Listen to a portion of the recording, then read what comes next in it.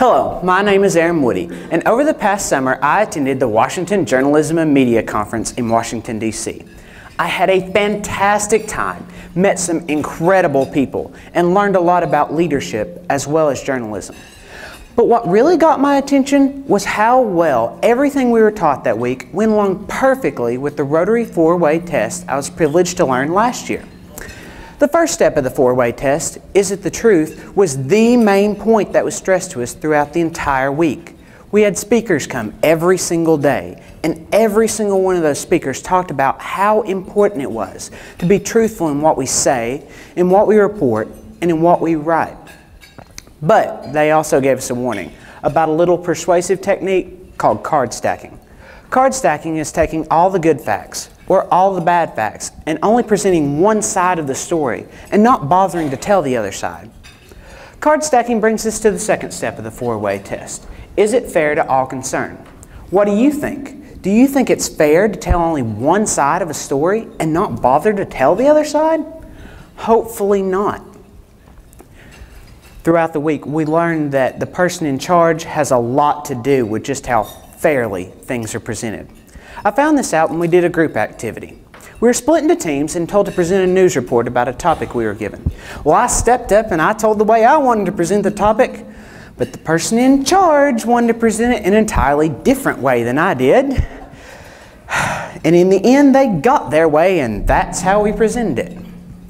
But after the activity, our counselor talked to us about that. He said that in order to become good leaders, we had to learn to listen to everybody's point of view. And when we present our final decision, try and be as unbiased as possible. But the person in charge doesn't have quite as much power as they used to, thanks to something that is sweeping our world, and that something is called social media. Social media is something we've all heard of. You know, like us on Facebook and follow us on Twitter.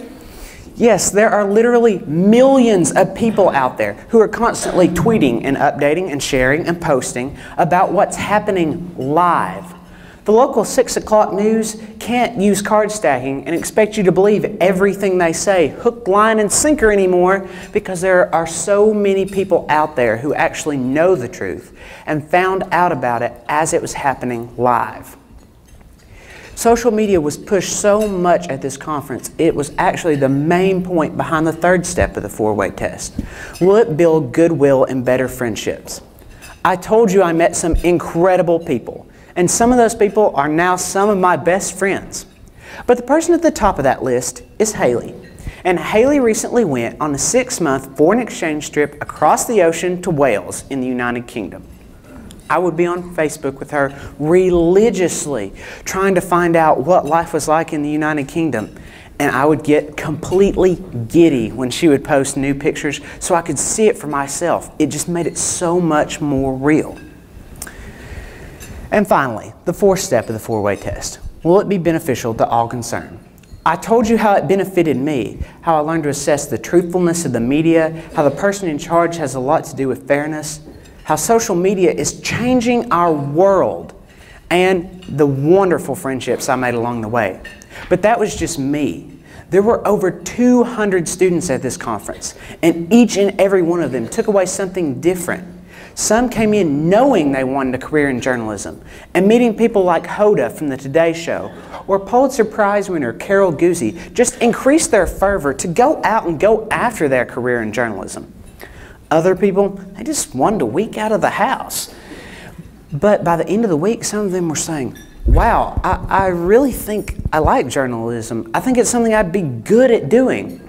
And now they are going after their careers in journalism.